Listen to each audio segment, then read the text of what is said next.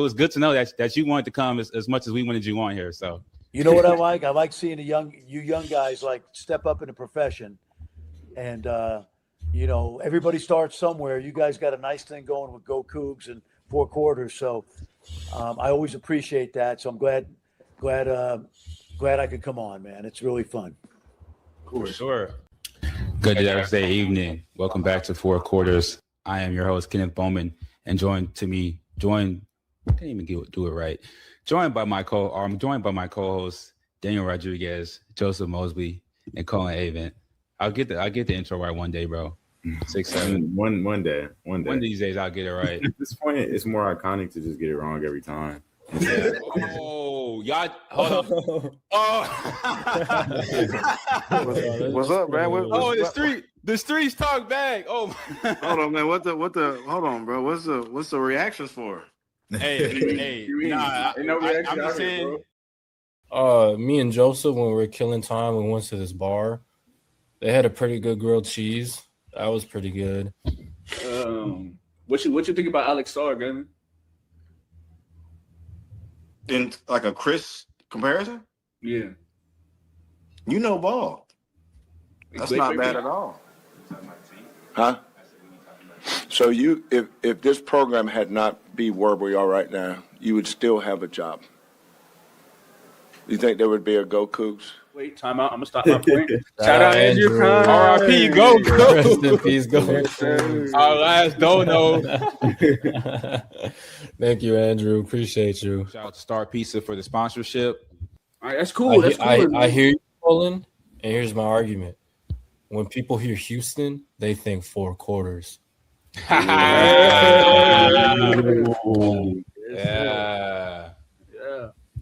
Hey, honestly, we ended on that. We don't need nothing else to use to say. Yeah, honestly, that ended it. Welcome back to Four Quarters. I'm your host, Kenneth Bowman, and we are here yet again on a Thursday evening. I am joined by my co-hosts, Daniel Rodriguez, Colin Avent, and Joseph Mosby. How is everybody doing? Look at Joseph, man. Yeah, we got a few things to get into. Just 3 Houston Cougar basketball players were selected in the NBA draft. Just 3 players from the roster get drafted. We got some NBA news to discuss, and maybe a little bit of World Cup action. Yo, Christian. But how's everybody doing tonight? Doing pretty good. I'm excited for this U.S. match here in an hour. Yeah, I'm blessed, bro. I'm doing great. Great to be here. Great to talk with my boys, talk some sports real quick. And I'm going to ask you, Kenneth, because you're always asking us. How are you doing? Man, I'm doing great, Joseph. Thank you for asking. I will say this, man. You've been killing it on the intro. There's no more stumbles. So. Yeah. Yes, thanks. Yeah. Thank you, Ryan, for the humiliation ritual. It's motivation before every single one. Facts. But we can start off. NBA draft just happened. We had rounds 1 and 2 of the draft this week. As previously mentioned, 3 Cougars were selected: Kingston Flemings, Chris Sanak, Emmanuel Sharp, and we cannot forget about Miles Uzan. He went undrafted, but he did end up making his way on the NBA roster. Just wanted to get you guys' reactions to this news, seeing the guys get drafted. I'm gonna be real. I'll go first. I'm not surprised that all 3 of them got drafted. I'm kind of surprised. I'm gonna have to take my claim at the start of the show. All year long, I was saying Kingston to the Hawks. I knew it in my spirit, and it happened. You know what I'm saying? We blessed over there. So that one was not surprising, but seeing Chris fall, and even E-Man going a little bit later than I thought it was, but it's a blessing that all of them got drafted here and then call coming from the little University of Houston. We're starting to grow. So I will say though, Colin, I did say Kingston to the Hawks back in January in the Paperboy chat. So yeah, he did say that. Y'all were both right. Y'all were both Hawks. Truth is I don't know how to say it. Truthers. Yeah, truthers. That's the word. I think Kingston, for me, I expected him to go a little higher. but I like the fit of the Hawks better than anywhere else. I guess the Clippers would have been all right too. I think on the Kings, he would have had some good branding, Kingston on the Kings, but Yes, I that don't know sounds about the sports. development. I don't know about the development. Um, Chris, I expected him to go in the range he went in. I thought that the Hawks might take him just to pair him next to a familiar guard for development purposes, especially because they needed a big. But I think the Celtics will develop him pretty well. Emmanuel, he went about where I expected him to go. I know a lot of people outside of the U of H basketball bubble probably either didn't know him or were saying he was going to go undrafted. I knew he was going to get drafted, and that was kind of the range I expected. And Milos, I think that was also always a coin toss, but I'm glad he found a home pretty quickly. Yeah, honestly, I'm gonna kind of piggyback what all of y'all said. I really like the fit for Kingston and Atlanta. I think that's kind of a place where you can go and have a direct impact. We look back at this past postseason, the Hawks, arguably outside of clearly the Spurs, gave them maybe the toughest competition in the playoffs. And now you're adding in a guy, Kingston. He's athletic, can make an immediate impact both scoring and in terms of like on the floor gravity. I think it's going to be a fantastic fit for him. He can really run that offense, run that team. For Sanak, he did drop a little more than I expected. I honestly thought when we rolled around to that Lakers pick, and I think it was 22 or 23, I thought They the were Lakers were going to 25. be 25. I thought the Lakers were going to take him. But the fit for him on the Celtics, that's another team where honestly it might be a blessing in disguise dropping, because that's a team where he can go and make an immediate impact, whether it be off the bench. He might even earn some starting minutes at the 4 or 5. I think Kelvin Sampson said that he reached out to Brad Stevens, or Brad Stevens reached out to him, and he said that this is a guy who's going to come in and make an immediate impact. Same with Emmanuel. If we go back at that, he was talking with the Kings general managers and all the guys in the front office, and it looks like Emmanuel's going to be a guy who's going to go in there and make an impact immediately as well. So as far as the 3 Cougs that got drafted, I'm really just excited for the opportunities that are presenting themselves towards them, and the chances that they're going to get, because a lot of times when you get drafted in the later picks, typically you just get delegated to the G League or you're sitting on the bench, but it looks like all 3 of them are going to get serious PT. Yeah. I think what ended up happening ended up working out for the best for all players, in my opinion. I also think, I don't know about y'all, I think the reason Chris slid, from what I watched, is the fact that Ade, Mara, and Yaxel both ended up sliding a little bit farther than people projected. And if you look at the teams that really did a lot of their homework on Chris, I don't think they expected those 2 to drop that far. With Warriors and Thunder, I know we were talking about it. They come around. Chris is still available, but they like another big above him, so they take them. And then a lot of teams, I know it's really hard to draft a player, especially in this class, without doing your homework on them, especially one that's as raw as Chris is if we're being brutally honest. So I think he just ended up sliding to a place that's honestly perfect for him. I know they have Vucevic, I know they have Kata, but he has way more upside than the both of them. When he goes there, he puts in the work. We already know he's a hard worker, and we can see him take off. E-Man, I think going to a place with the Kings is they have a skill set they need. He can shoot the ball, he can play defense, and with a team that's young, trying to develop, and probably going to be moving a lot of people out the next few years, he has a chance to stick around and make something really dope with the A-Cup. So that's just my opinion, my evaluation of it was.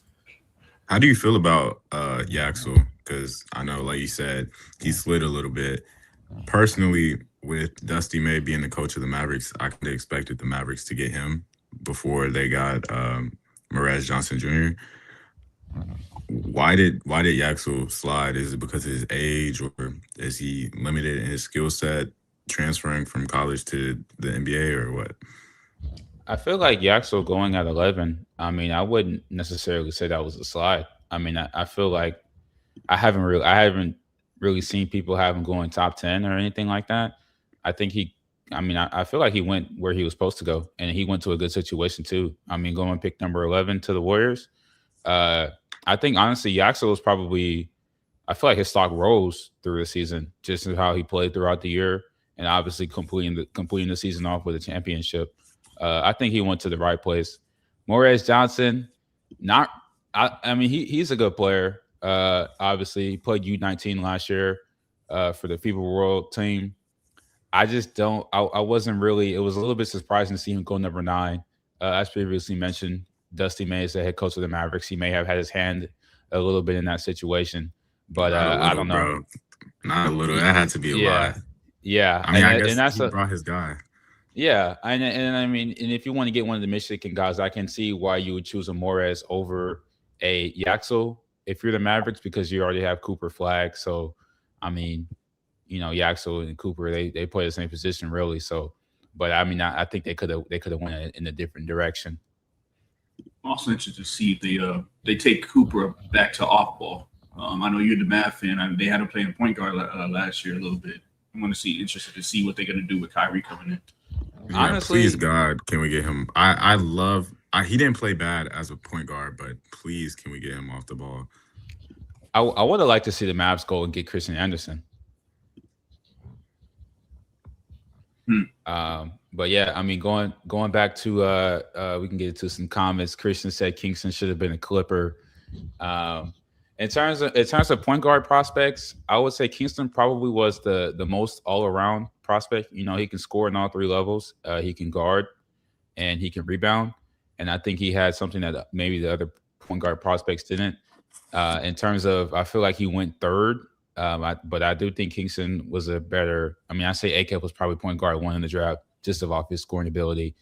My opinion, I wanted the Clippers to get Michael Brown. I didn't think they were going to draft Kingston simply because he's another small guard, and the Clippers already have Darius Garland. I feel like they were looking for another guard to fit next to Darius Garland. So, in my opinion, I think that would have either been Wagler or Michael Brown. I wanted Michael Brown. They went Wagler. I mean, it is what it is. I think he's a good player. It's just me personally. I thought Michael Brown would have been the better pick. And then on the Sanak situation, I wouldn't even call it necessarily a slide. I think he could have went to the Lakers at 25. He ended up going, and then they traded up to. And the Lakers had a good pick too, though. So I can't even be mad for the Lakers passing on Sanak for Cameron Carr. Yeah, I'm gonna be real. I think it was a slide. I'm not to just rebuttal you for no reason. I just genuinely think it was a slide because you look at how his hype going into the year, and even after the draft, people talking about him. I just genuinely feel like he got to a point where there's a lot of teams that just didn't have any homework on him. He probably didn't interview. They just I don't want to take the risk on it with someone who's experimental. So yeah. Yeah, and I would just say going throughout the year, obviously coming into the year, he was a projected top 10 pick coming into the year. He was number 1 center in his class. But then you have to actually look at what actually transpired throughout the year. Didn't play U19 last year. I feel like U of H, obviously, we know what the type of talent is, but U of H didn't utilize all of Chris's offensive skill set. He was utilized as a rebounder. He wasn't a big-time shot blocker because you have the Big 12 Player of the Year in JoJo Tugler. He's blocking on the shots. Chris Sanak is there getting the rebounds. So Chris Sanak was a role player. He's a good player, but on U of H, he was a role player, and he wasn't, out there. They weren't running the offense through him. They weren't running sets for Sanak, and his film showed it. And he is deemed a project player. So project players don't necessarily go that high. So I feel like from what he did and just off of his, he has the intangibles, he has the physicals.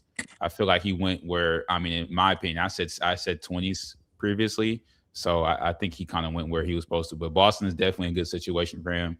They needed the big man. And he's not expected to go to Boston and be an instant impact or instant, contributor. He can sit back, develop, and learn from a really good program. Yep. I'm just happy. I'm happy he didn't go to LA though, because I didn't. I was like, yeah, like it would have been cool. Like, okay, he's a Laker, but I didn't want that for Chris. I was like, oh man, they can't put Chris on the Lakers. Yeah, but yeah, like you said, these college teams, obviously the goal is development, but they need to win. They want to win and they need to win. And for Houston to win last season, they needed Chris to be a rebounder. That's what they developed him to be. They kind of neglected the scoring. He could score off the pass, but we didn't see him create his own shot much last season, and that's where the league is leaning towards. It's clear that he can create his own shot, but that's not the skill that he developed last season. So, like Kenneth said, he's a project player. It makes sense that he went where he did at what, 27, 20? Yeah, 27. Yeah. And Yeah, I mean, and then ultimately, go ahead. Go ahead. Go ahead, Danny. I was just gonna say, Daniel. No, go ahead. It's okay. I was just gonna say, Kellen Sampson, he was on GoCoogs talking about Chris Nack. He said Chris Nack's probably like 6 years away. So 6 years from now, we might see Chris blossom into that player, into that talent that we watched him all year long. We watched his high school tape, so we know what type of talent he possesses. It's going to be on the team he's on to be able to harness and develop that talent to be able to contribute in the NBA game. 6 years is a long time in NBA terms, though. You know they're giving up fast. Yeah. They're giving up That's fast. 2 contracts. You know what I mean? So I was just gonna say though, ultimately, the thing about those late first round picks, early second round picks, Big snacks. is you're drafting those guys understanding that these are more than likely projects. You're not drafting the face of your franchise more likely than not in the late first round, especially at 27. You're drafting a piece that can come in, contribute in a couple years, somebody that you can kind of mold into a contributing role player. Bruh. crazy. Keep going, Daniel. Go ahead. That's all I had to say. Yeah, I was gonna say I think he's in a great position for himself. I don't know, maybe it's the homer in me. I don't think he's as far away as people are giving him credit for. I just genuinely don't think he got the opportunity to do to showcase his skills and showcase who he is in that game. Like one off season in the NBA working in the summer league is going to do wonders for his game, to where we might see him starting to play a lot more by the end of his rookie year.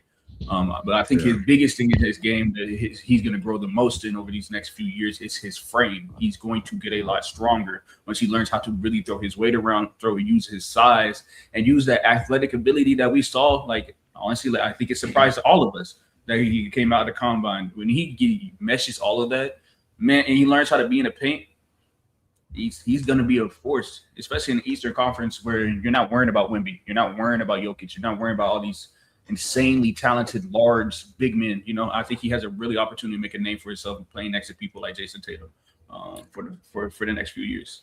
Well, he's got to worry about Bam, to be honest. And B and Cat. Yeah. I ain't gonna lie, Embiid can't bend his knees anymore. If Embiid even plays. So, but yeah, no, Big Snacks is in a good spot. He's in a real good spot. Can we go down the list of picks and just kind of address all of these pretty quickly though? Because I have some thoughts about a few of them. And then can we talk? Let's also talk incorporate some of the trades, because a couple big trades. Today there was a big trade today actually. Mm-hmm. But yeah, there's a lot to talk about. Indeed, there's a lot to talk about. I guess we can start with AJ though. Well, before we get into the picks, I do have one more thing about Sanak. Joseph, we had mentioned on the show of Sanak still learning how to utilize his weight because he's 240. He just he wasn't throwing the weight around like he should have been. But yeah, we can get into those picks. I have thoughts on AJ. For a really long time. Look at this comment. Let's talk about AJ being better than Darren. For a really long time, I was on the fence. I didn't know who was better. I still think, as it stands, Darren is a better scorer. But AJ is 6'9", and he could score almost as easily as Darren. He's more adaptable. Darren just looks more polished right now. So I think, about the mid-season point of their rookie year, we're going to see, AJ do what a number one pick does. So I guess I have to officially settle my own debate and say that AJ is better than Darren Peterson as it stands. I also think AJ has far more upside.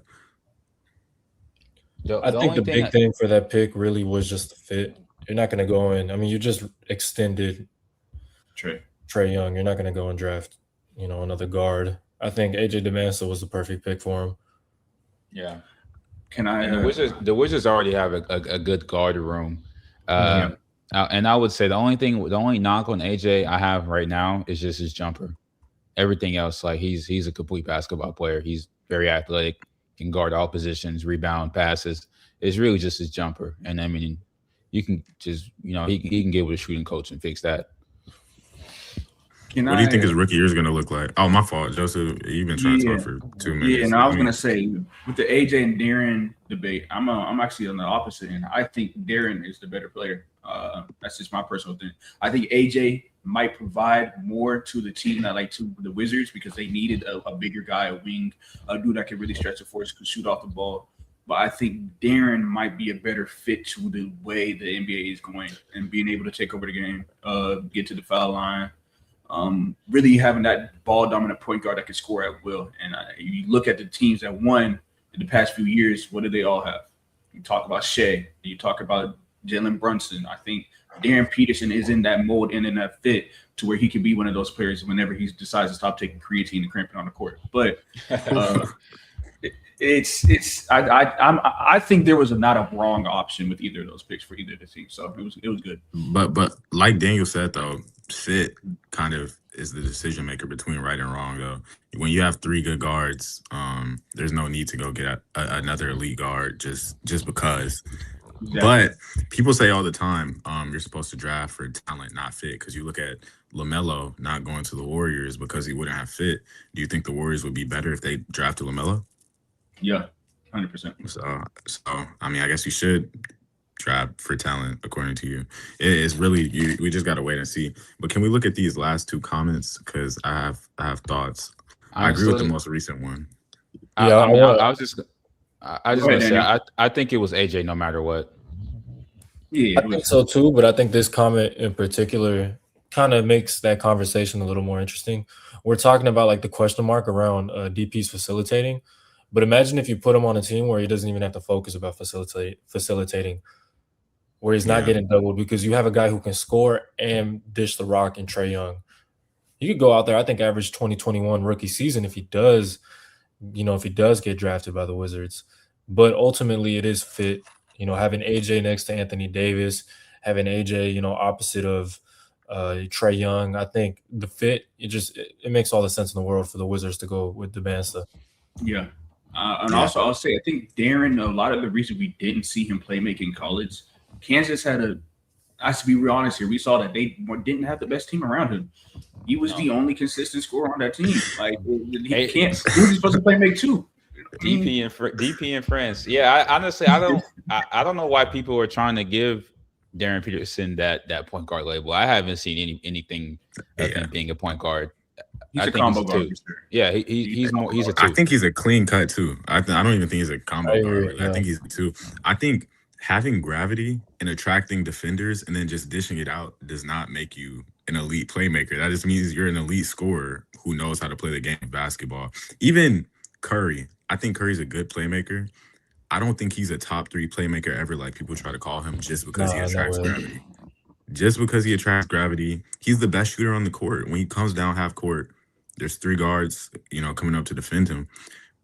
He passes to the most open person. That's not being a great playmaker. That's, it's common sense.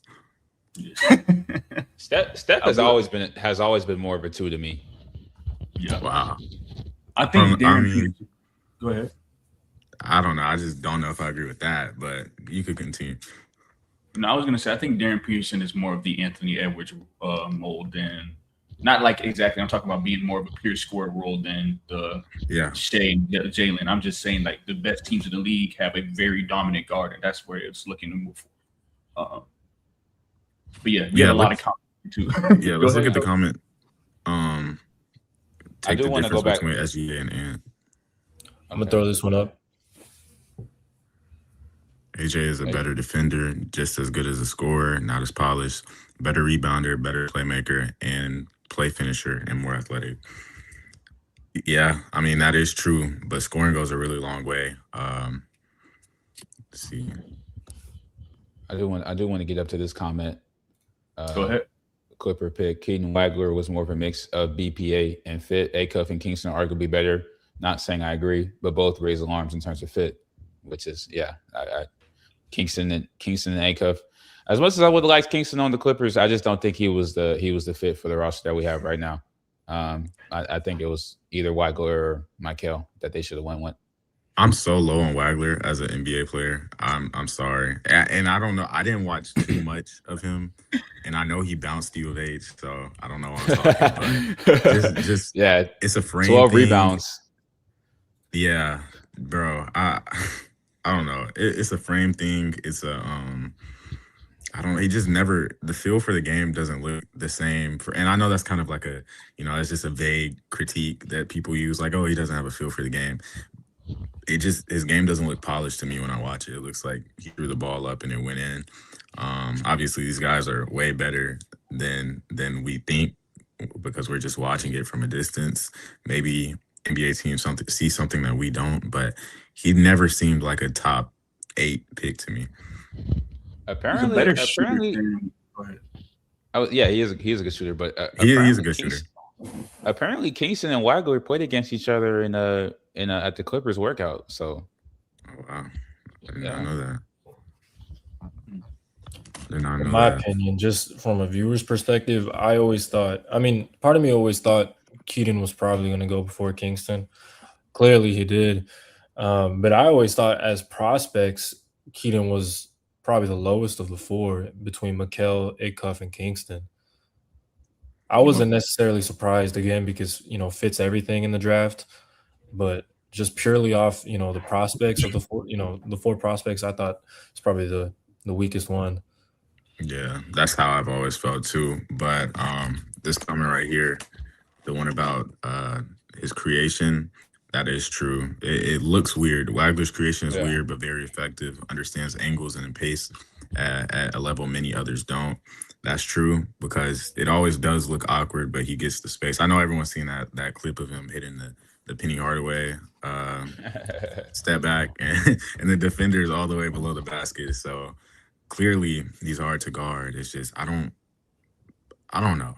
He might just doesn't. Be one of those tricky players. It's just not. It's not. I would say his game might not be visually appealing, but it does work. I mean, he dropped four. I mean, he dropped 46 on Purdue.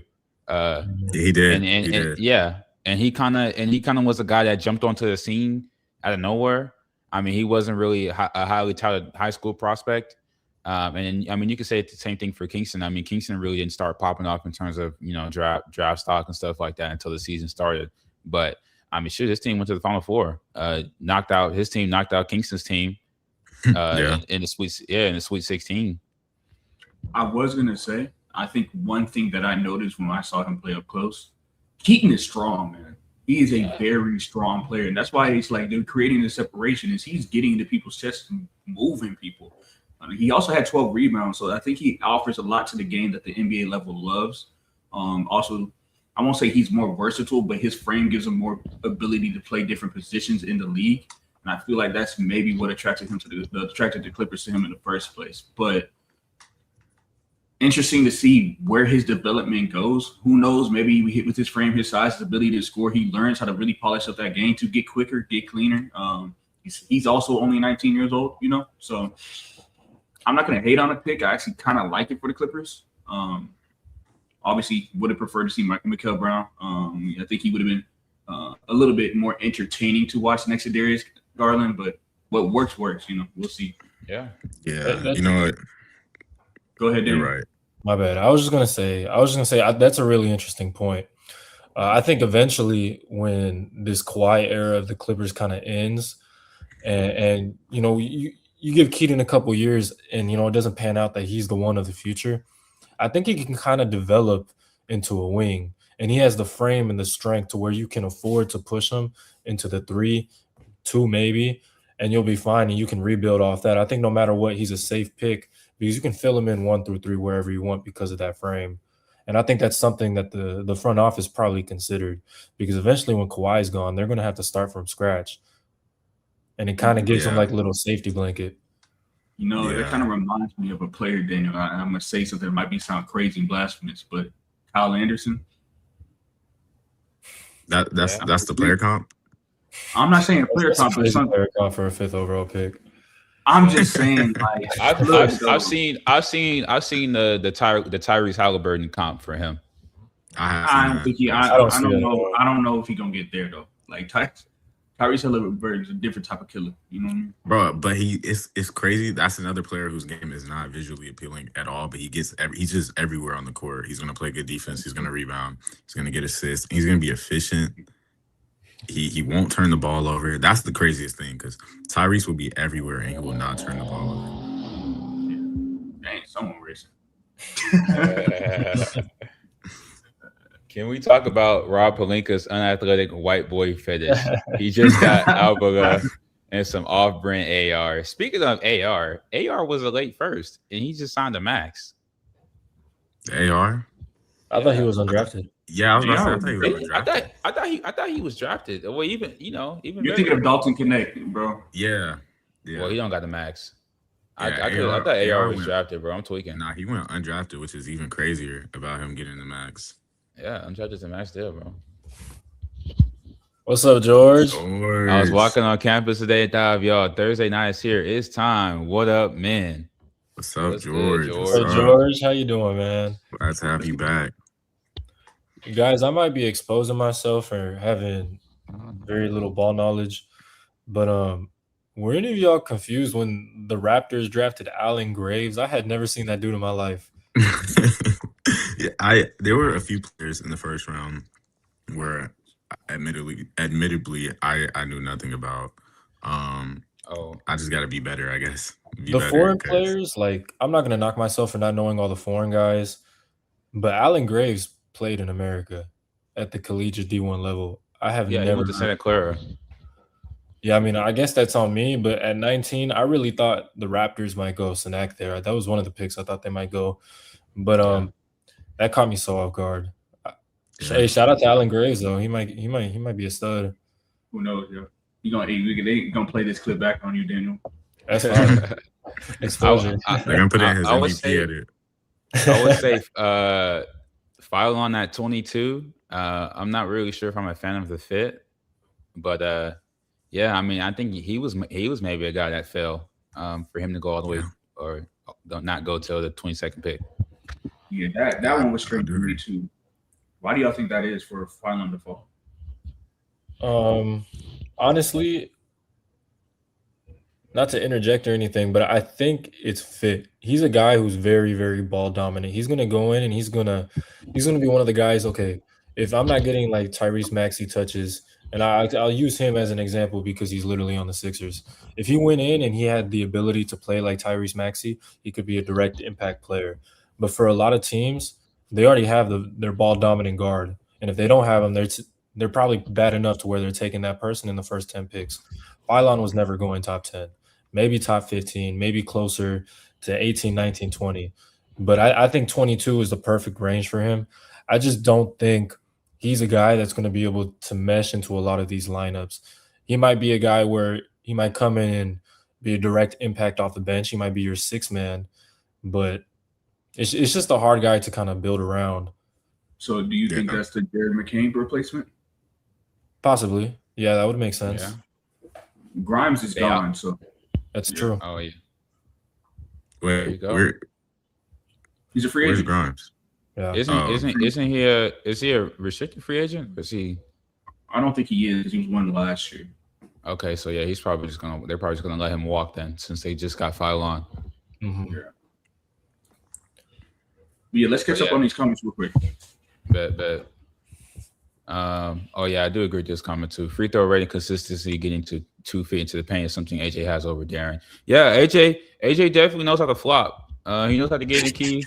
And you know how to draw them fouls. I mean, like we watched the guy play all last year, bro. He can flop. So he definitely has that drawing foul ability that will serve him well in the NBA. I would agree. I mean, I don't think AJ just has many weaknesses. Even you said his jump shot, he was hitting his jump shot at a consistent rate at the end of the year. So, yeah. I want to ask you guys a question though. Of everybody in the first round, what player would you say is probably the biggest winner? You want to pull up the actually? Do we have that graphic in here so we can look at all the picks? I can pull it up if you guys just want to talk. I don't have it loaded up on here, but you said what was that question again? Biggest winner. What players, like, I mean, probably the best fits that they got drafted into. Because I'm looking right now at number 10, Braden Burries. I think that's a fantastic fit for Braden Burries. Yeah. Honestly, I mean, I wouldn't say, because I know Christian said Kingston was a steal. I wouldn't necessarily say Kingston is a steal, but low-key Kingston might be in the best position because honestly, the Hawks are already a good team. Like you mentioned, they pushed the Knicks to 6 games, and he can go on the Hawks and start right away and really impact them, and they can have another good year. They have a decent roster. You know, they got Jalen Johnson, they got Nikhil Alexander, they got CJ McCollum. So I'm low-key, it might be Kingston. Yeah, I was also going to see them. Oh, the Hawks' biggest problem.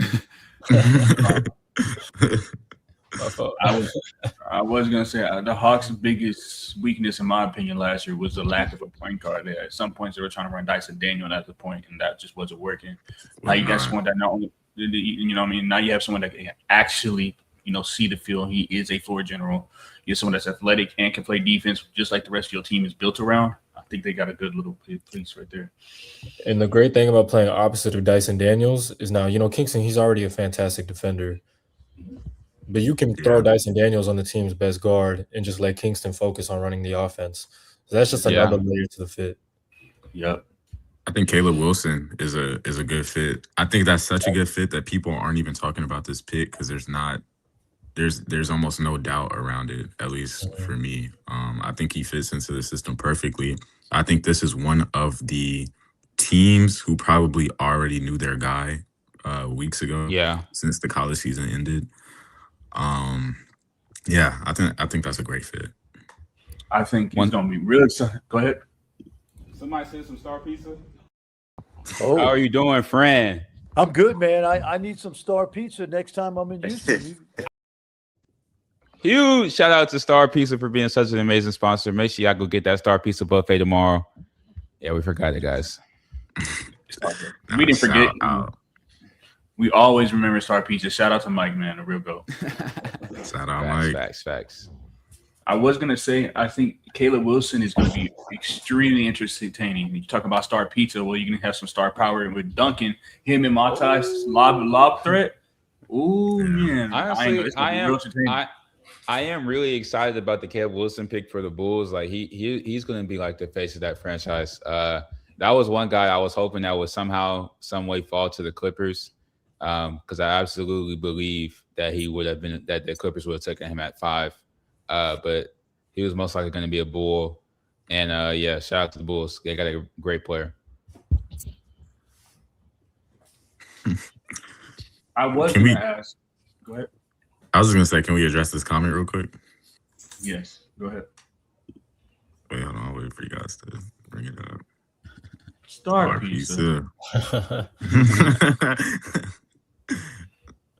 No, not that one, the hoop and holler comment. Oh, Mike, first time caller, long time listener. Got in kind of late, but did you discuss I don't even know how to pronounce this guy's name, but I know who you're talking about. Return to Auburn. Thanks, I hang up. Yeah, he is on the Clippers. I read an article about it today, and we can take the draft thing off the screen. We don't need that on here anymore. Yeah, so it looks like he got drafted, and then he's like they say he was like an international player. So he got drafted. The Clippers basically own his rights, but then he decided, well, I'll just go back and play in Auburn. So I guess when he gets done at Auburn, then he'll be a Clipper. So a lot of people are mad about this. Yeah, so I actually looked it up and why. It's actually because of the new 5-and-5 rule that dropped right before the draft.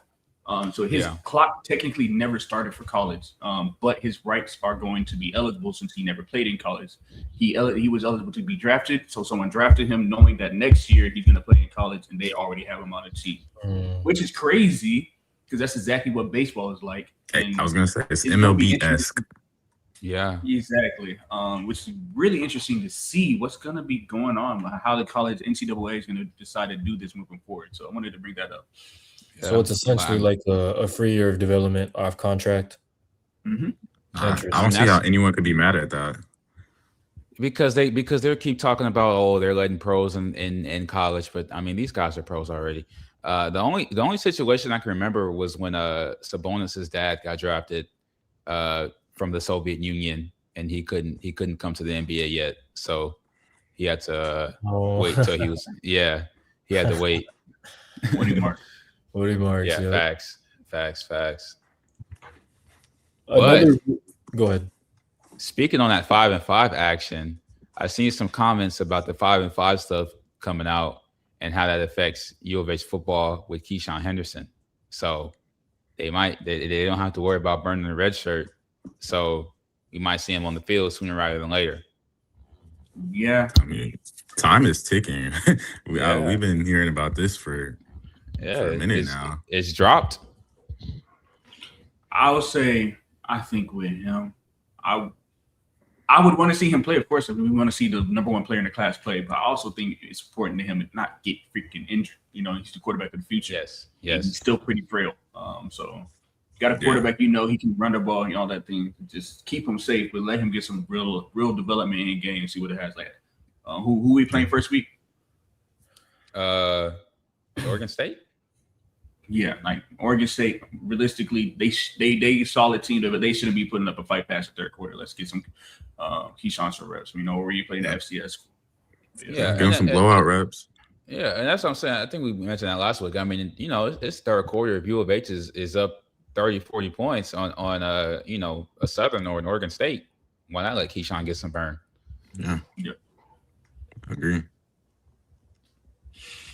But if you guys have any more draft comments, if not, we can move forward to the. Okay, go ahead, J-Mo. Yeah. So when we talk about fit, I think one person we actually overlooked extremely, and I think would be the perfect fit with how their season ended, is Mara going to the Thunder. I think that's exactly what they need. Yeah, I did like that pick. Because look, they had someone that was 7'3" on their roster, but he was playing like he was 6'8", and not getting rebounds, not doing anything. Hartenstein, he tried his hardest, but at the end of the day, Wemby was Wemby, and they have someone that can, on paper, match up with him better. You know what I mean? So, I honestly, I like the pick for the OKC. They did address a need. Hartenstein can't do nothing. Hartenstein can't do nothing with Wemby, respectfully. Shout out Sam Presti, who Soviet Union. But yeah, I like the pick. Mara, I think he can match up well with Wemby. Honestly, Wemby, I feel like the reason the Spurs lost is because Wemby is trying to do too much, cook that dude instead of just playing like a big. Like he's trying to bring the ball up, playing the one. Did they lose the game because Wemby was trying to ISO and got stripped? Yep. For on that final possession, yeah, he was trying to ISO and then he just got stripped. So Wemby, he needs to just get down in the dunker spot, get down in the post, wait for your PG to throw it to you. Like if Wemby just did like a post hook every time, he wouldn't miss. But that's not what's gonna happen. I mean, he's gonna take last season's result. And he's going to take that as, I need to work on my ISO bag. He's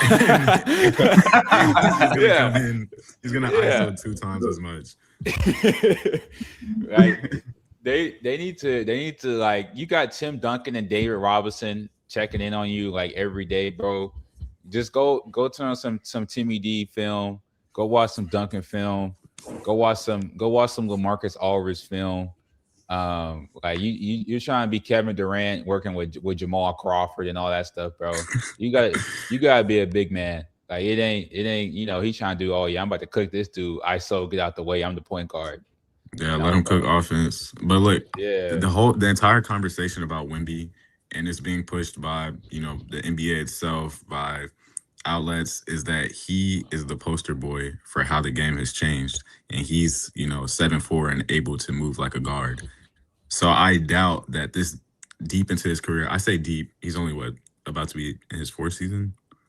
You're 4th? Yeah, I say this deep into his career, but this deep into his career, I doubt he's gonna be like, let me develop my post game more. Like he's the poster boy for 21st century basketball. So he's gonna take this summer and work on his ISO bag and be in the lab with Kyrie instead of getting down in the paint. Nobody wants to be in the paint like that. Yeah, let me cook this dude offense. Colin, you're absolutely right though, and that's kind of the crazy thing. And that's also the scary thing because there's no doubt in my mind that Victor Wembanyama is inevitably going to get better at those things. And when he does, it's only going to get scarier. He's fully trying to develop into that phase, into what the league wants him to be, into what the international fans want him to be. So very, very scary. But I do think that Ademara pick is perfect for the Thunder. I was surprised though, speaking of like the Michigan Wolverines, I was surprised he was the last one to get, last one to go. Merez Johnson kind of shocked me a bit. I understand it's more of the fit, him being younger. But I honestly thought if anybody was going to be the last Michigan guy off the board, it was going to be Merez Johnson. Yeah. As a Mavericks fan, we're in such a weird space, man. I've been trying to read more into that pick, and I still don't necessarily understand it any deeper than him just being Dusty May's guy. He's obviously a good player. He was always a first rounder. He went really high, so I hope I see something from him. He was probably the most important piece of that team. I know Yax and Ade probably get a lot of the hype, but especially in that March Madness run, Perez probably was one of the most important pieces on that team. I'm just surprised at 9. I really don't think they needed to take him there. I think y'all could have probably traded down a little bit to get him. Probably late first, he still would have been available, in my opinion. Yeah. I will say this. Colin, I want to act like I understand your pain. Y'all got Cooper Flag. I don't really want to hear you complain about anything. we have to build around Cooper Flag. It's the first draft since Cooper Flag, and oh my gosh, boo-hoo, woe is up. You have Cooper Flag, gang, and Kyrie. Bro, it's not one. And Kyrie in the Big 26. Bro, it's a 15-man roster. Cooper Flag cannot save us. Okay, bro. I'm for real, bro. We still have. That's fair. My team has a point guard that can't shoot. Hold on. Let me look at our roster before I say anything. I will say y'all have made some completely awful trades recently, so I'll give you some fair. Bro, we still have Caleb Martin on my team. We have Caleb Martin in 2026. What is Cooper Flag gonna do for us if we have Caleb Martin on our team? We have Marvin Bagley on our team. We have Dwight Powell on our team. Facts. The Dwight Powell still being a Maverick after all these years, bro. It's like, but I'm cool with Dwight Powell. Loyalty. I heard he was gonna retire soon anyway, so let him finish off as a Mav. But there's no reason for Marvin Bagley and Caleb Martin to be on my team, man. Even bro, we have Chris Middleton. Come on, bro. Come on, bro. Come on, bro. Unk still got it. What are you talking about, bro? Chris Middleton's a former All-Star. Great player right there. Former. Still got it. Former. You right. At least y'all have Red Johnson Jr. now. The only thing is, I am trusting the process because we just got a new president. The old Raptors. Is it Masai? Yeah. Masai Ujiri. Masai, and then new coach. So I am trusting the process. I'm not going to complain too much. I'm not even expecting us to go any further than maybe the play-in this season. But after this, it's time to ramp it up. Speaking of trusting the process, can we talk about the Houston Rockets and what they're doing, which is absolutely nothing? All right, bro. Not too much on my team. Can you actually have two hands? I just listen. Throughout the year, I think I even talked about Bruce Thornton on this show. He's not a bad player, and I don't want to hate on him for the player that he is. I just think why do you trade 2 second-rounders to move up 6 picks to get a guy you could have got with your late second-round pick? It makes no sense to me. And then on top of that, you take him. I hear the Malik Thomas guys. I hear the Isaiah Evans guys. Personally, I wasn't too high on either. But you had the potential to get Jaden Bradley in the late 40s. You could have traded back and then up with the late ones to get him instead. Why are you trading up to get a guy who would have been available probably at 42, 43, maybe even later than that, maybe not even go drafted? Like he might even have gone undrafted. I don't get I don't get the method.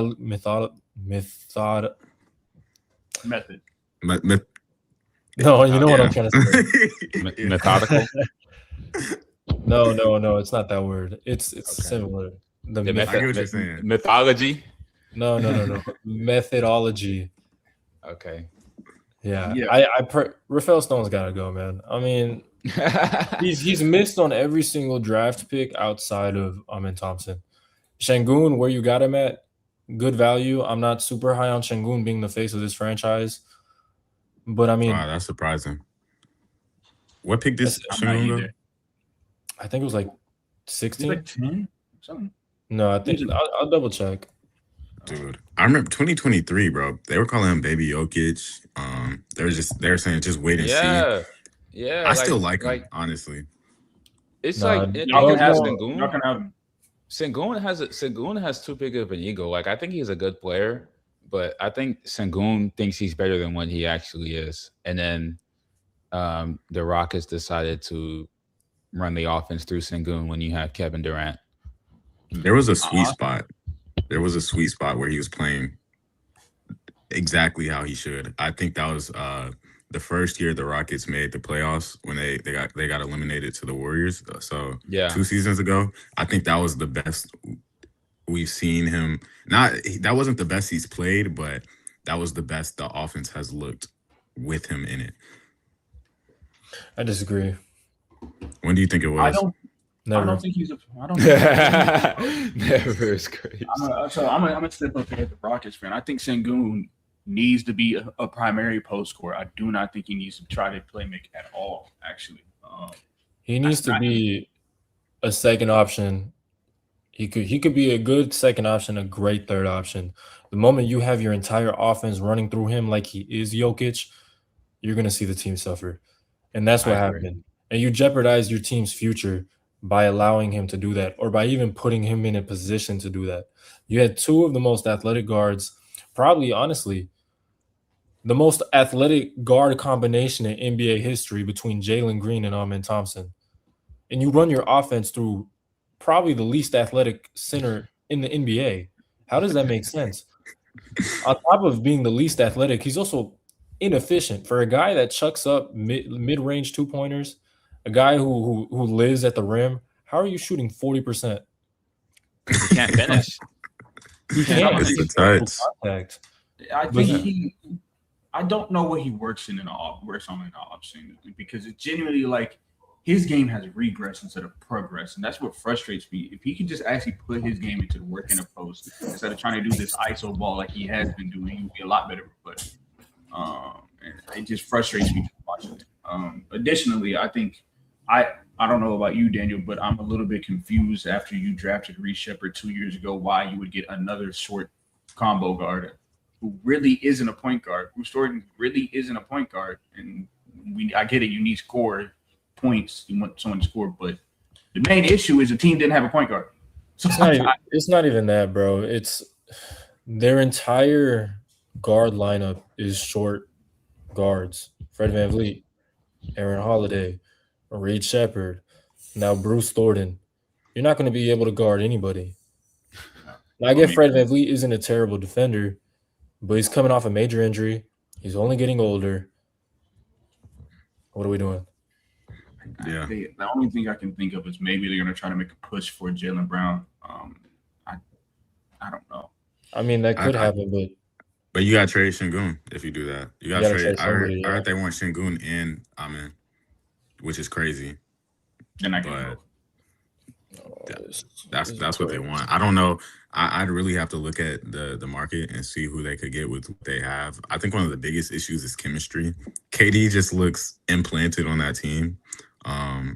Doesn't really look that happy to be with the Rockets. I'm not saying he's not, despite all the Twitter stuff. Wait, let's read this comment real quick.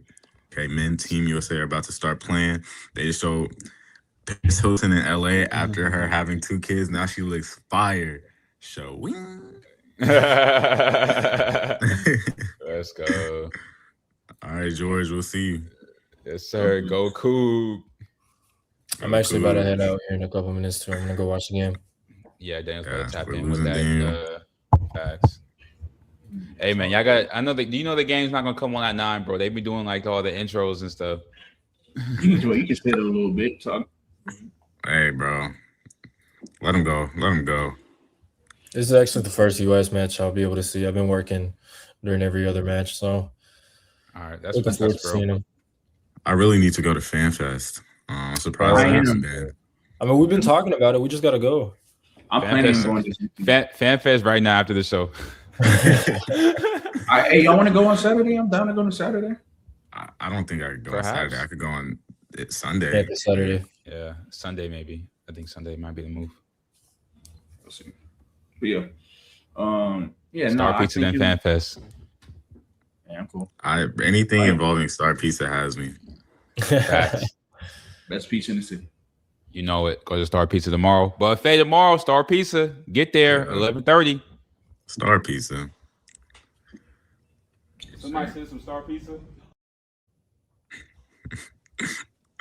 But yeah. What about actually Jaden Bradley. I did not expect him to drop. I didn't hear him I didn't hear much about him leading up to the draft. So much so that I was confused about if he had another year or something, because I heard absolutely nothing about him. But it turns out he just wasn't piquing the interest of NBA teams. Why is that? So, my bad. I'm about to go. I just want to respond to this real quick. That's what really frustrated me, because we're talking about a guy who won Player of the Year in the toughest conference in college basketball, led the best team in the country for probably 90% of the season, was the number one option on that team. I know Braden Burries was on that team. Yeah. But he was the number one option. You know, he could score, he could defend, he could lead. I just don't know why you wouldn't take him as a general manager for the Houston Rockets. As a homer, yes, I would have loved to see Emmanuel Sharp. I would have even loved to see Milos Uzan, but Milos was not going to go in the second round, unfortunately. You know, we that's something we got to see as we approached, 48, 49.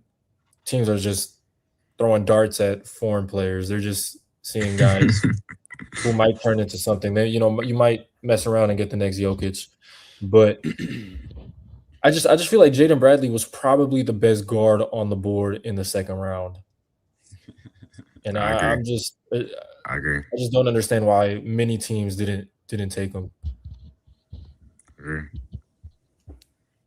My comment on Jaden Bradley. I mean, I wouldn't say his stat sheet, his numbers didn't jump out they didn't really jump off the page for you. He was only averaging 13 a game, but I mean, he was the leader of the best team in the Big 12. And Arizona didn't make it to the Final Four. And he was Big 12 Player of the Year, which is actually surprising. Big 12 Player of the Year can't get drafted. Yeah, I mean, I think he would have been a good fit for the Rockets, but I think it's just overall his numbers and then his age that was his biggest factor. And yeah, I mean, it could have been Milos too going to the Rockets. I mean, they're both seniors. That's what I just don't understand. I think the NBA needs to get over this age debate, man. I understand you're trying to develop players and try to save your own job because you really only have 3 years as a GM. But genuinely, it's too much impatience. It's kind of like part of the reason the NBA is the way it is. You want to move on too quick. You don't give players time to develop. And then that's how you end up with Jalen Brunson on that Knicks winning the Finals MVP. Give it time. 100%. And it's just we see the same story. Oh, we should have did this. We should have did this. We should have did that. We should have thought about this. And then we never do. And we see the same story repeat over and over again. And I'm just it's kind of frustrating to watch, seeing players that deserve their chance not get their chance. Shout out to Big 12, though. 13 players drafted. Yes, sir. Joseph, can we get you to sing "Happy Birthday, Please"? Colin too. Oh yeah, it's Kenneth's birthday on Sunday. Yeah, it is, but I'll pass on the musical selection. Y'all don't have to do that. What you mean, bro? We got it, Colin. We can do it. You want to do it, Colin? Oh, we're doing it right now? Yeah, let's do it. Dan, you want to join us before you leave? Yes, bro. I gotta go. Game starting in a minute. Y'all have fun. Happy birthday, Kenneth. Yeah, I appreciate that. Have a great rest of the show. Thank you, everybody, for tuning in. I'll see you next time. All right, Dan. Peace. All right, ready to kill, Colin? 1, 2, 3. Happy birthday to To you. Happy birthday to to you. Happy birthday, Ken. dear. Come What on, are you man. doing? Happy What are you doing? birthday Day to you. Shout out to host. Clap it up. Yeah, man. Whoa. Welcome to Club, baby. Appreciate the birthday wish. Yeah, birthday is on Sunday. Year 23, Jordan year coming up. Hopefully it's not my last dance. Nah, bro. You got a few more dances. That was a bar though. Yeah. Had to jot that one real quick. Boom! Let's go, Mike, Shout with out the 20 Mike. birthday bones. Shout out Mike. Boom, boom, boom. Thank you, Mike. We love you. Voice never lessons. mind. This is going to the vocal coach. Never mind. That's cool. Birthday voice lessons. We'll take that. Don't know too. You're right, man. I lost it. Now that Daniel was gone, I guess we could talk about these trades. It's been some trades. Yes. It's been some trades. The big one. You want to talk? Well, Giannis to the Heat. I'm not gonna lie. The Mavericks the Giants. I don't even know what the team. The Bucks. You scared me. Yeah. You said the Mavericks. I was like, is there something? I got PTSD, bro. I thought Cooper got traded. Nah, but they did give. I feel like they gave Giannis because I feel like multiple teams had some offers submitted. The Celtics were one of them. Yeah. There were a couple other teams included, but I feel like they just sent him to the worst offer, like what the Nets did with Kyrie. Like Kyrie should not have been a Maverick based on the offers that were presented to them for him, and I feel like the Bucks are the same way, sending him to the Heat. But I mean, the Bucks got a good haul back. They got a lot of draft picks. They got basically half the Heat roster. But I don't think that Heat team's going to be good. I don't think they should be good, but I think they will be good. And I think that's just off the will of Giannis and Bam. I saw them hooping together already. I think chemistry is going to be a big thing for them. You saw Dame and Giannis didn't do well because those are two great players who had little to no chemistry and had no depth. So I think that this team will be better than people think. I do think that the Heat gave absolutely too much up.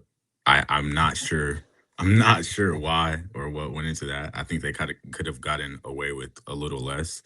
Obviously Tyler Hero had to go. Jaime, man, hate to see him go, but I understand it. What about you, Joseph? Giannis trade, I think it's gonna be interesting. First of all, that is a pretty solid front court. You know what I mean? You have a really not solid. That's a great front court when you have Giannis and Bam out there. They both can score. They both can play defense. They both can move really well. They both can rebound really well. It's going to be hard to score on them. It's going to be hard to keep up with them on the offensive end. There's going to be a lot of things. It's just what's your plan on the guard side and for your bench and everything else. Because you literally just traded away your entire team for one player. It's cool that they gave Bobby Portis in return. That's good. I know him and Giannis have some good chemistry. He can be a fire flamethrower off the bench when he needs to be. I don't know if he still has that same ability because he's also getting up there in age. But I think it'll be interesting to see. I don't know about you. I'm a fan of Davion Mitchell's game. I think I love Davion Mitchell. What Giannis needs in the backcourt. Yeah, I love Davion Mitchell. I don't think I think they probably need one other guard. I don't think he's ready to be thrown into the fire like that. No pun intended yet. But I like him. I kind of proposed a question the other day. I said Davion Mitchell or Jamal Shead. Who would you rather have on your team? I'm biased. Right? Why would you ask me that? But like, just objectively, who would you rather have on your team? You would say scores in less than 2 minutes and 30 seconds. Damn, they cooking like that already. Saw that. Hey, I gotta put that game up on the side, bro. I ain't gonna lie to you.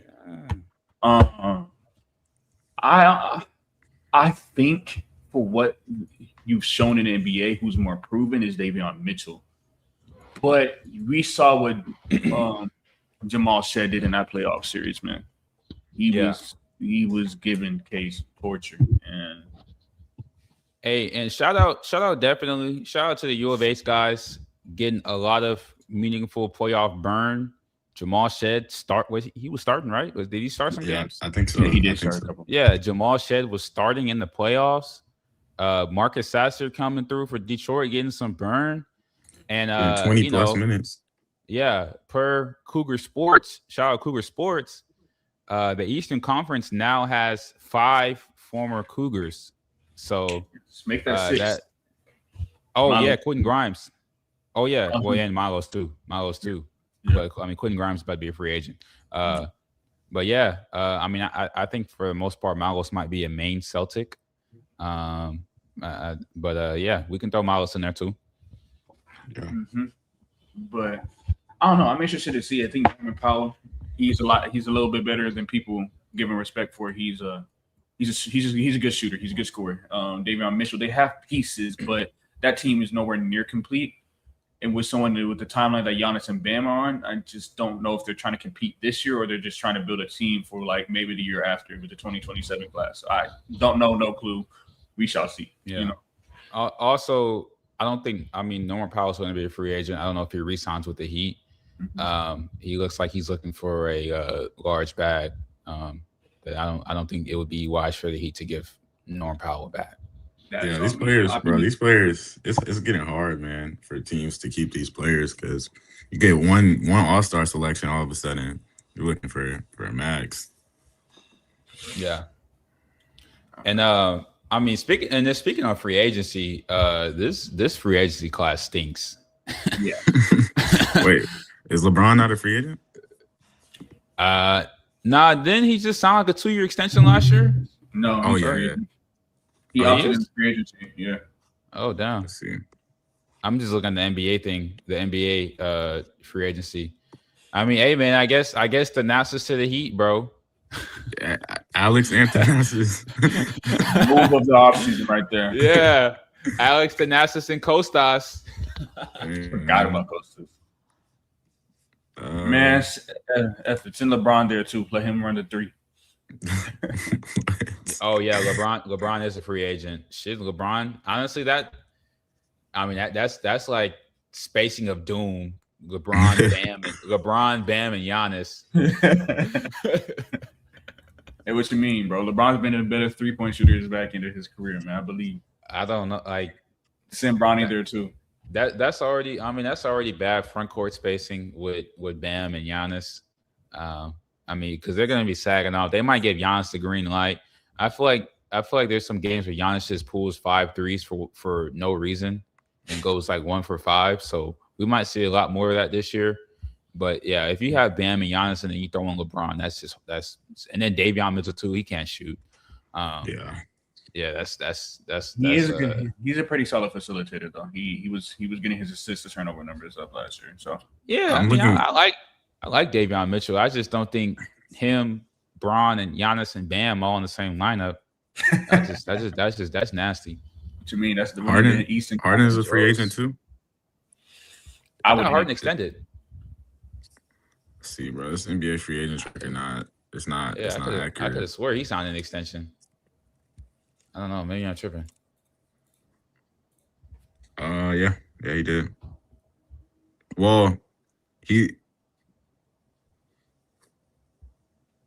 no. There's got to be another trade coming, or I don't know what their plan is because yeah, it makes sense. But next trade, LaMelo to the Timberwolves. Yeah, senseless. I don't understand it at all. I don't honestly. The trade. I feel like the trade really doesn't make much sense on both sides.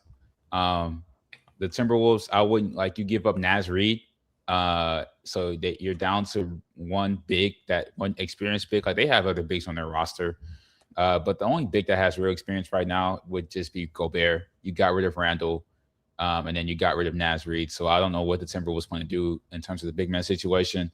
And then the backcourt of LaMelo. I mean, I think LaMelo is a good player. But I'm not as high on LaMelo as I feel like as most people are. I mean, LaMelo definitely has some flaws in this game. he definitely was. I mean, in Charlotte, he was just taking any shot he felt like taking, no matter what. Yeah. My opinion of it, I actually think it makes sense. Because you look at the team last year, I think they put Ant in a bad position by trying to have him run a point. He's not a point. He's a two guard. He's a scorer. He wants to go score. He wants to lock your best player up. And it gives him the freedom to just be able to move because he's also extremely athletic and good off a ball screen. So give him the freedom to be able to move, get someone that can be ball dominant, get the ball to him. I think we might see his points per game and his shooting percentage just go up even higher. With the Nas Reed thing, I looked into it. I'm gonna be real. I think they've been preparing for this move or preparing to get rid of a couple people for a while now. They drafted 2 bigs last year, and they've been. If you see the moves they've been moving, they're like, okay, we're gonna get better on the wing. We're gonna try to build around Ant. But if you look at the problem that the Timberwolves had since Ant got in the league, is they had nobody that was really solid enough to carry that backcourt with them. Like Mike Conley was cool for a couple of seasons, but Mike Conley can only get you so far. Now you got an all-star level player who can drop 40 on a night if he feels to, but also can drop 15 assists, and that the biggest caveat to me in this is like, if we knew LaMelo was on a winning team, like he actually cared, we knew he was actually a winner, like he was in high school, you know what I mean? No one would be questioning this. We would say this is the greatest move of all time. But does LaMelo really care about winning basketball, or is he the pretty boy that he's been at the start of the Hornets? You know what I mean? Like, I think this reminds me of a better version of the DeJounte Murray Spurs era. We see a guy who's clearly good on a team that doesn't produce at all, and he has amazing statistics, but then he goes somewhere that can compete and he's still okay, but that's all he is. I think LaMelo's way better than DeJounte Murray ever was, but empty stats. This is their first time ever sniffing the playoffs, and they still didn't make it.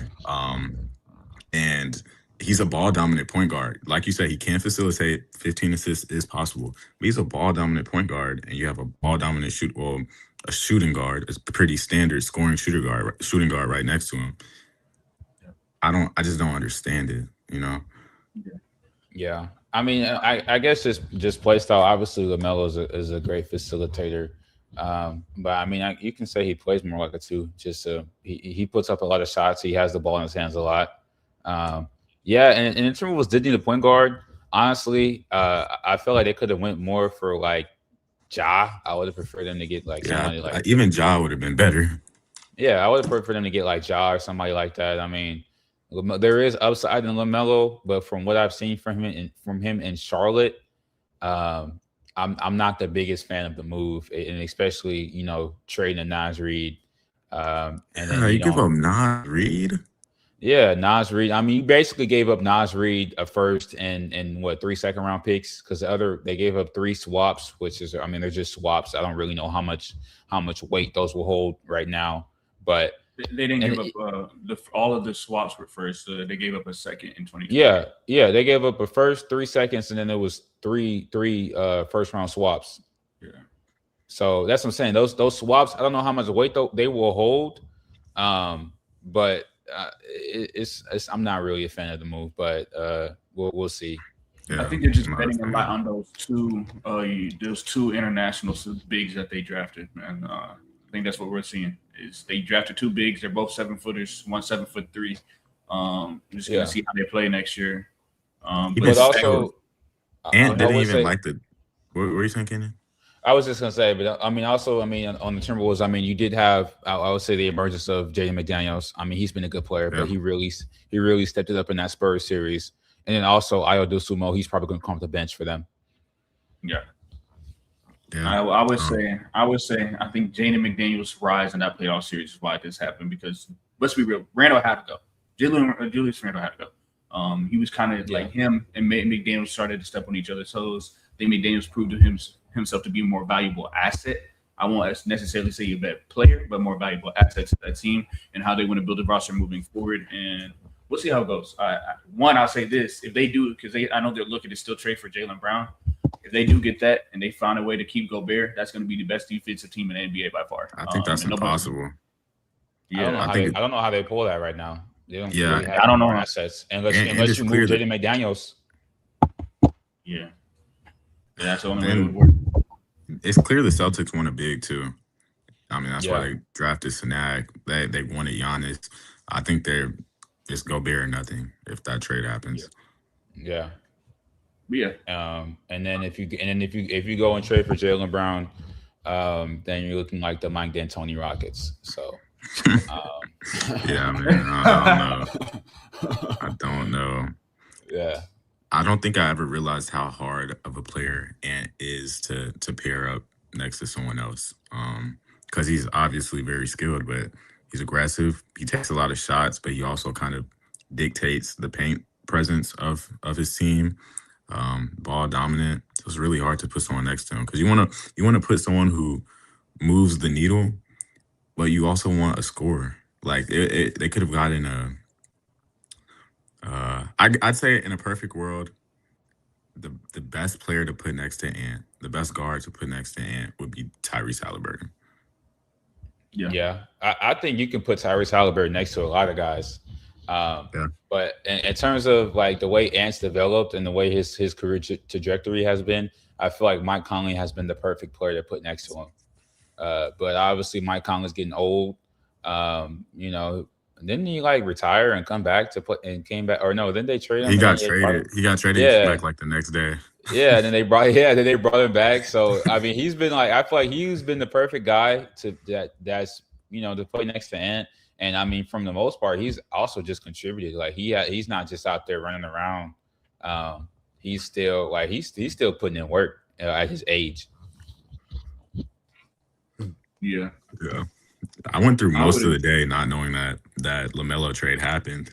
I think I kind of saw something in passing. I think I was thinking they were all concepts. I was scrolling and I was like, oh, another Bleacher Report trade suggestion until somebody said something about it. I was like, what? Yeah. You see it here, bro. Cullen does not check the group chat. No, it's actually because I slept through the trade, though. It's all good. No, I'm a fan of the trade. I'm excited to see what they do. I don't think they're done. I know this free agent class is weak, but there's still some valuable role players that I think they can use to build around the team. I will say, I don't know if y'all care, but Mark Williams just re-signed to the Suns. I did see that. What? 3 years. What? That's a big deal right there. 3 year, $38 million contract. I mean, good move for the Suns, I guess. I think Mark Williams is a good player, but I mean, we're not. The Suns have like three bigs, three centers. They got Mark Williams, they got Murray Watts, and they got don't they still got Nick Richards? So yeah. No, I think Nick Richards got traded. I think they got Kobe Pete. Yeah, they do. They did get Kobe Pete. Honestly, Kobe Pete should have stayed in college, bro. Yeah, I think he should have stayed in college. But like obviously, I felt like he was obviously a very good college player, but I mean, he also played on a good team. Like Arizona, like he helped them to their success, but like Arizona wasn't good because of Kobe Pete. They just had a good roster, and they have a good coach. And I feel like he should have went back, and just stayed another year. I just think his combine was a disaster. Yeah, I don't know. I think he's one of those guys. He's young. He's gonna develop regardless. I don't think his development was tangent on him staying in college. He's only 19, and I know there's a lot of players you could say that about. But I think Kobe Pete's one of the ones that actually showed flashes, not just like, oh, he needs another year. But I think he would have been maybe lottery if he stayed another year. Yeah, he would have been even better if he stayed another year in college. I mean, and then especially if he would stay to Arizona, they bring back Krivas, they bring back Dor, so you got Caleb Holt coming through. So I definitely would have thought Kobe Pete probably should have stayed. I mean, they could have ran it back, and I mean, should have Big 12 hoops would have been even better with him, and they still in the conference. Yeah, it would have been his team too, for sure. Kobe Pete's game, I don't know what it's going to look like on the Suns. Yeah, I thought he can't shoot. I mean, I noticed that watching, and then when he played FIBA last year, or I guess that was last year. I'm like, can he shoot? I mean, he played good, but it's just like he can't shoot. He reminds me of a Cam Boozer. Yeah, Cam Boozer light. Yeah. I noticed how we talked about this draft and we didn't talk about the number 3 overall pick at all. It just says a lot about it. I mean, there's not much to say. He's a big guy. He's solid. He has kind of that old man play style. It's either it works or it doesn't. I don't see his game expanding to him becoming just, knockdown shooter or elite threat. I think he's just going to be one of those really unappealing, boring guys who gets the job done. I feel like Cam Boozer was just like, I mean, if you're the Grizzlies, you kind of have to take Cam Boozer right there. Because I mean, I feel like who else were you gonna get? Like you weren't gonna. I think Holt. Yeah, Caleb Wilson. Caleb Wilson. I mean, yeah, I'm sorry. Yeah, what was I'm talking about? Caleb Holt. Yeah, Caleb Wilson could have went over him, but yeah, I mean, anybody else would have been a reach. Like I feel like if he would have taken Cup at 3, I agree. Anybody not named Caleb would have been a reach. If you would take somebody else, then probably would have been saw as a reach. I'm not a fan of it. That's all I'm gonna say. Boozer at 3? Yeah, not a fan of it. I mean, he had. I mean, he's good. He had a good year. Bro, there was a time where people were talking about Boozer at 1. I don't know what they were on. There was definitely a time. Because he put up crazy numbers on a good team, and he has the measurables technically, but it's just. I mean, I don't know, bro. I think it's obvious he's not better than AJ or Darren. Yeah. And that's it's awesome. like, and then Caleb might be better than him. Yeah. We'll see. Anyway, I don't know about y'all. Are y'all hungry? Very. Down, J-Mo. Star pizza. Oh, How are you doing, friend? I'm good, man. I need some Star Pizza next time I'm in Houston. Shout out Star Pizza, bro. Go get the buffet tomorrow at 11:30. Star Pizza buffet Tuesday and Friday.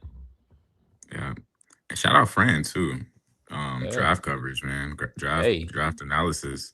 Fran was cooking on the draft analysis. Hey, we might have to bring Fran back on here one of these days. Definitely when the season start. Or even Summer League. Yeah, Summer League coverage. Hey, we might have to get Fran on here again. Yeah. See Chris and Mac drop a 30-10 game.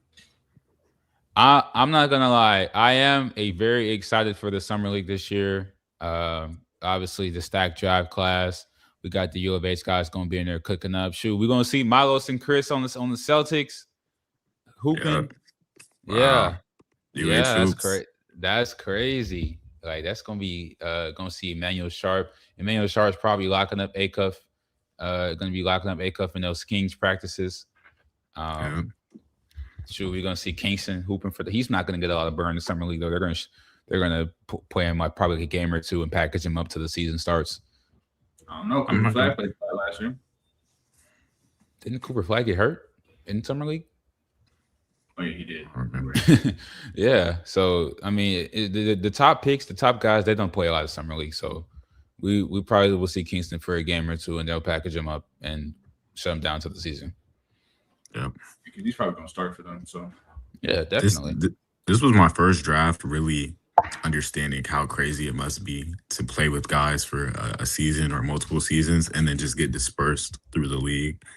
That's honestly probably a crazy feeling. Fran was quite a get for your show. Well done. Yeah, man. Thank you. We try. Power networking, man. Yeah, Kenneth. Yeah, I mean, it's all Kenneth. Yeah, and Fran, I ain't gonna lie, he was excited too. Like he was like, I swear to God, like every time I saw him in Kansas City, because we kind of were, I think it was probably like over a course of like 3 weeks, try to coordinate him getting on the show. But every time I saw him in Kansas City, the Big 12 tournament, he's like, "Yeah, man, we're gonna do the show. You gonna call me?" I was like, "Yeah, bro, I got you." We should get some good. We should get some more guests on here. Yeah, definitely. We all have connections. We need to start using them. Definitely. Now we had a run where it was strictly guests for about 4 weeks. Guess. We're gonna definitely when the season start back up, or even prior, we might have to hit the ground running with the guests. Yeah. Stay tuned. Y'all seen the joint with the guests. Okay, should we drop the next project, J-Mo? Should we promo that now? Let's get it settled first. We gotta get the logistics worked out. That is true. And also, I don't want to give anybody else too much time. To cop our ideas. So okay. But yeah, make sure y'all stay tuned. We will be here next week, and on Tuesday, July 7th, we will be at Big 12 Media Days in Frisco, Texas, and we will have a show. We got something cooking up for y'all on that, but we gotta make sure everything is finalized in terms of attendees and whatnot. We gotta check in with our SIDs, make sure everything is all good with that. But yeah, we are planning something. Go ahead, Cole. I don't want to tease too much.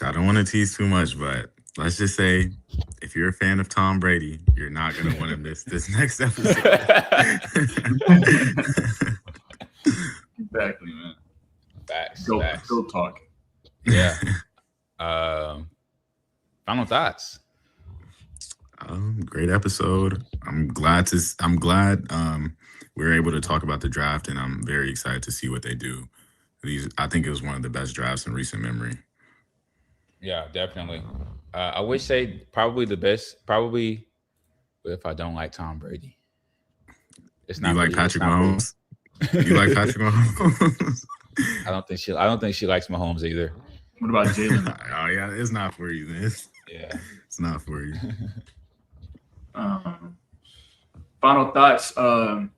U of H is on the way up. Kingston Fleming for NBA Rookie of the Year. They sleeping on my boy Kristen Neck, Emmanuel Sharp, and Milo Suzanne. Mercy Miller is the number 1 pick in 2027. Oh, all right, and okay. Yeah, great show. I know. No, it's crazy though. This draft was probably the best draft in like the past decade, and then it's like the World Cup's happening, so no one really cared. But yeah, we got a great show cooking up for y'all. July 7th, Big 12 Media Days. I did have another thought, but I forgot. So we'll see y'all next week. Yeah, blessings. Praying for y'all boys. Blessings. Yes, sir. I can't do it. Okay. We'll do it live. Okay. We'll do it live. F*** it. Do it live. I'll write it and we'll do it live.